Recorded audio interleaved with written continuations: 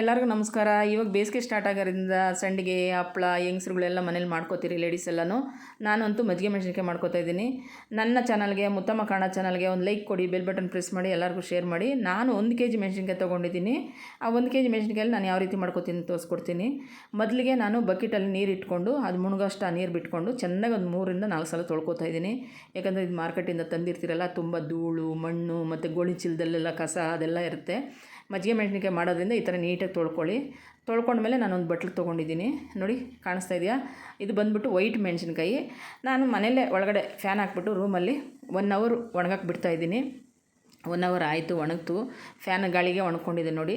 ಯಾಕಂದರೆ ಬಿಸಿಲಲ್ಲಿ ಹಾಕ್ಬಾರ್ದು, ಸುಮ್ಮನೆ ಹಂಗೆ ಗಾಳಿಗೆ ಈ ತ್ಯಾವ ಇರುತ್ತಲ್ಲ ನಾವು ತೊಳೆದಿರೋದು ಅದು ಎಲ್ಲ ಸ್ವಲ್ಪ ಡ್ರೈ ಆಗಬೇಕು. ಇವಾಗ ಡ್ರೈ ಆಯಿತು ನೋಡಿರಿ, ಎಲ್ಲ ಬಟ್ಲಿಗೆ ತೊಗೊತಾ ಇದ್ದೀನಿ. ಇದು ಬಂದು ವೈಟ್ ಮೆಣಸಿನ್ಕಾಯಿ.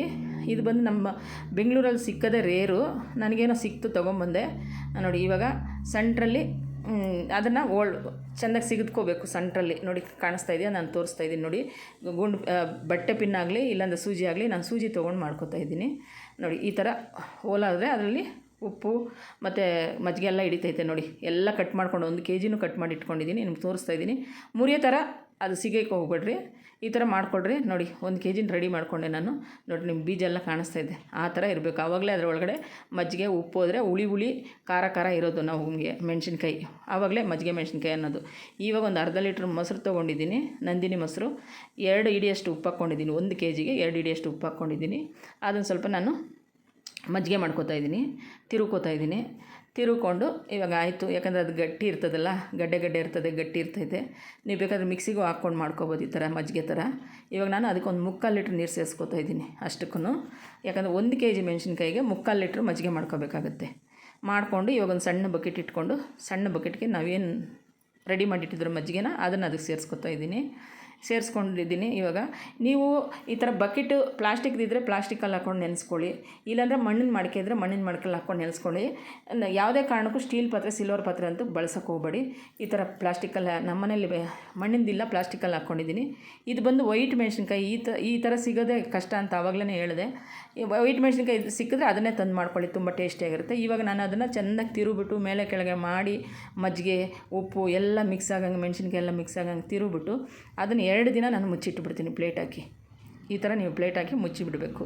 ಈ ಥರ ನೀವು ತೊಗೊಳ್ಳಿ. ಯಾಕಂದರೆ ಹಸಿರು ಮೆಣಸಿನ್ಕಾಯಿ ತುಂಬ ಖಾರ ಇರ್ತದೆ, ಘಾಟ್ ಬೇರೆ ಅದು, ಗ್ರೀನ್ ಕಲರ್ ಮೆಣಸಿನ್ಕಾಯಿ. ಇವಾಗ ಪ್ಲೇಟ್ ಹಾಕಿ ಮುಚ್ಚಿ 2 ದಿನ ಅದನ್ನು ಕದಲಿಸಲ್ಲ ನಾನು. 2 ದಿನ ಕಂಪಲ್ಸರಿ ಬಿಟ್ಬಿಡಬೇಕು. ಇವಾಗ ನೋಡಿ 2 ದಿನ ಆದಮೇಲೆ ನಾನು ತಿರುಗ್ತಾ ಇದ್ದೀನಿ ನೋಡಿ. ಎಷ್ಟು ಚೆನ್ನಾಗಿ ನಿಮ್ಗೆ ಗೊತ್ತಾಗ್ತಾ ಇದೆ ಕಲರ್ ಚೇಂಜ್ ಆಗಿರೋದು. ಅರ್ಧ ನೆಂದೋಗಿದೆ. ಈಗ 2 ದಿನ ಬಿಟ್ಟಿದ ಮೇಲೆ ಅದು ನೆಂದಿದೆ. ತೆಗಿತಾ ಇದ್ದೀನಿ, ಒಂದು ಬುಟ್ಟಿಗೆ ಹಾಕ್ಕೋತಾ ಇದ್ದೀನಿ. ಇದನ್ನೊಂದು 10 ಗಂಟೆಗೆ ಎತ್ಕೊಂಡೋಗಿ ಹೊರಗಡೆ ಒಣಗಾಕ್ರಿ. ಬಿಸಿಲು ಜಾಸ್ತಿ ಇರೋದ್ರಿಂದ ಒಂದು 5 ಗಂಟೆಗೆ ತಂದುಬಿಡ್ರಿ. ಇದು ಬಂದು ಎಷ್ಟು ಚೆನ್ನಾಗಿರುತ್ತಂದರೆ ತುಂಬ ಚೆನ್ನಾಗಿರುತ್ತೆ ತಿನ್ನೋದಕ್ಕೆ. ರಸಮ್ಗಾಗಲಿ, ಸೊಪ್ಪು ಸಾರಿಗಾಗಲಿ, ಇಲ್ಲ ಮೊಸರಿಗಾಗಲಿ ಎಲ್ಲದಕ್ಕೂ ಚೆನ್ನಾಗಿರುತ್ತೆ ನೋಡಿ. ಇವಾಗ ನೋಡಿ ರೆಡಿಯಾಗಿದೆ, 2 ದಿನ ನೆಂದಿರೋದು. ಇವಾಗ ಒಂದು ನಾನು ಬಟ್ಟೆ ಮೇಲೆ ಹಾಕಿ ಒಣಗೋಕ್ಕೋತಾ ಇದ್ದೀನಿ, ಒಂದು ತೆಳ್ಳಗಿರೋ ಬಟ್ಟೆ ಮೇಲೆ.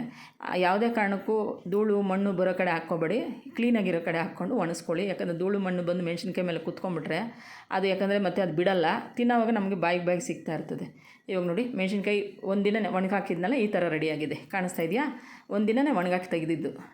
ತೆಗೆದ್ಮೇಲೆ ಮತ್ತೆ ಅದು ಉಳಿದಿತ್ತಲ್ಲ ಮಜ್ಜಿಗೆ, ಹಳೇದೇ ಮಜ್ಜಿಗೆ ಇತ್ತಲ್ಲ ಬಕೆಟಲ್ಲಿ, ಅದೇ ಮಜ್ಜಿಗೆಗೆ ನಾನು ಮತ್ತೆ ಮೆಣಸಿನ್ಕಾಯಿನ ಸೇರಿಸ್ಕೊತಾ ಇದ್ದೀನಿ. ಅಷ್ಟೇ ಸಾಕು. ಅರ್ಧ ಲೀಟ್ರ್ ಮೊಸರಲ್ಲಿ ನಾವು ಏನು ರೆಡಿ ಮಾಡ್ಕೊಂಡು ಅಷ್ಟೇ ಸಾಕು. ಇದೇನು ಒಂದು 100 ರಿಂದ 150 ರೂಪಾಯಿ ಖರ್ಚಾಗುತ್ತೆ. ಅದು ತಿನ್ನೋಕೆ ಅಷ್ಟೇ ರುಚಿ ಇರುತ್ತೆ. ನೀವು ಅಂಗಡಿಗಳಲ್ಲಿ ಹೋಗಿ ತಂತೀರೋ ಚೆನ್ನಾಗಿರಲ್ಲ. ಇದನ್ನು ನಾನು 1 ದಿನ ಒಣಗಾಕೋತೀನಿ ನೋಡಿ. ಇವಾಗ ನೋಡಿ ರೆಡಿ ಆಯಿತು. 2 ದಿನ ನೆನೀತಲ್ಲ, 2ನೇ ಸಲ ಎಷ್ಟು ಚೆನ್ನಾಗಿ ರೆಡಿಯಾಗಿದೆ. ಇದನ್ನು ಚೆನ್ನಾಗಿ ಒಣಸ್ಕೊತೀನಿ 2 ದಿನ ನೋಡಿ. ಒಣಗಿದ್ದಾಯಿತು. 2 ದಿನ ಆದಮೇಲೆ ನಾನು ತಂದಿದ್ದೀನಿ ನೋಡಿ. 1 kg ಮೆಣಸಿನ್ಕಾಯಿಗೆ ಅರ್ಧ kg ಆಗಿದೆ, ಸಾಕು ನಮಗೆ. ಏನು ಎಷ್ಟೆಷ್ಟು ತಿಂದುಬಿಡ್ತೀರೋ, 1 2 4 ಹಾಕ್ಕೋತೀರ ಅಷ್ಟೇ. ನೋಡಿ ಎಷ್ಟು ಚೆನ್ನಾಗಿ ರೆಡಿಯಾಗಿದೆ, ತುಂಬ ಚೆನ್ನಾಗಿ ರೆಡಿಯಾಗಿದೆ, ತುಂಬ ಚೆನ್ನಾಗಿ ಬಂದಿದೆ ಟೇಸ್ಟು. ನಾನು ಬರೀದೇ ತಿಂದು ನೋಡಿದೆ ಎಣ್ಣೆಗೆ ಹಾಕೋಕ್ಕೆ ಮುಂಚೆನೇ. ತುಂಬ ಚೆನ್ನಾಗಿದೆ. ಈ ಥರ ನೀವು ಮನೇಲಿ ಮಾಡ್ಕೊಳ್ಳಿ, ತುಂಬ ಚೆನ್ನಾಗಿರುತ್ತೆ. ನಾನಿವಾಗ ನಮ್ಮ ಮನೇಲಿ ಇದು ರಸಮ್ ಮಾಡಿದ್ದೀನಿ, ಮೊಸರು ಅನ್ನ, ಅದಕ್ಕೋಸ್ಕರ ನಾನು ಇವಾಗ ಎಣ್ಣೆಗೆ ಹಾಕ್ಕೋತಾ ಇದ್ದೀನಿ. ಎಣ್ಣೆಗೆ ಕರ್ಕೋತಾ ಇದ್ದೀನಿ ನೋಡಿ. ಎಣ್ಣೆಗೆ ಹಾಕ್ಕೊತಾ ಇದ್ದೀನಿ. ಈ ಥರ ನೀವು ಮನೇಲಿ ಮಾಡ್ಕೊಳ್ಳಿ, ತುಂಬ ಚೆನ್ನಾಗಿರುತ್ತೆ. ಅಂಗಡಿಗಳಲ್ಲಿ ತಂದು ತಿನ್ನೋ ಬದಲು ಈ ಥರ ಮಾಡ್ಕೊಳ್ಳಿ. ಇವಾಗ ನೋಡಿ ನಾನು ಊಟಕ್ಕೆ ಇಟ್ಕೋತಾ ಇದ್ದೀನಿ. ಎಷ್ಟು ಚೆನ್ನಾಗಿ ಬಂದಿದೆ ನೋಡಿ. ಈ ಥರ ನೀವು ಮನೇಲಿ ಮಾಡಿ ನನಗೆ ಕಮೆಂಟ್ ಮಾಡಿ ಫ್ರೆಂಡ್. Thank you friend.